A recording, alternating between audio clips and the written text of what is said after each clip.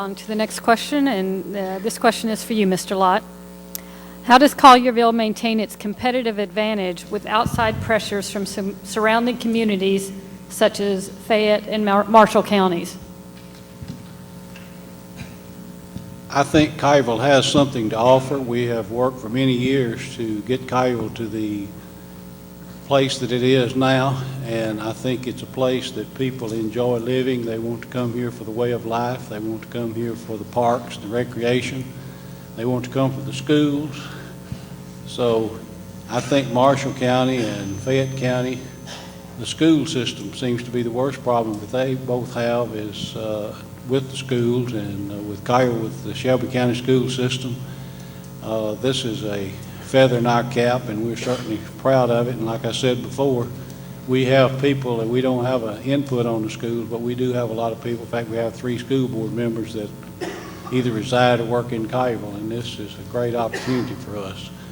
And by doing this, I think by doing that, also providing the parks, the recreation, and also the way of life, the police protection, the fire protection, that people look at these things and that's what they're looking for, and people are willing to pay a little more and to have the way of life that they are interested in.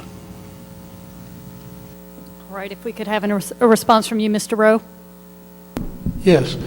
Number one, I think that you have to realize that you've got to talk apples and apples when you're talking about being competitive. Collierville's not ever going to be the cheapest place to live, but you have to look at the amenities, you have to look at the public school systems, like Mr. Lott said, and you look at the continued improvements that we have in Collierville and the fact that it's a safe community. As a matter of fact, on the topic a while ago, our crime has actually gone down since 2001. You look at 27 robbery type events per officer in 2001 versus 24 today. So we're actually staying ahead of the curve on that. But school systems and safety, and you just make sure that you are comparing apples and apples. We have a ton of annexation reserve area left to develop. Germantown's probably the closest to us now with the amenities and the home prices. They don't have much area to grow right now. So we've got a challenge to develop that land and zone the areas that need to be zoned and remain competitive with all we have to build. Okay, and Mr. Hardiman, if you'd respond, please. You know, how can we compete? I agree pretty much with what everybody said. I think the important thing is that we do understand that it is competition.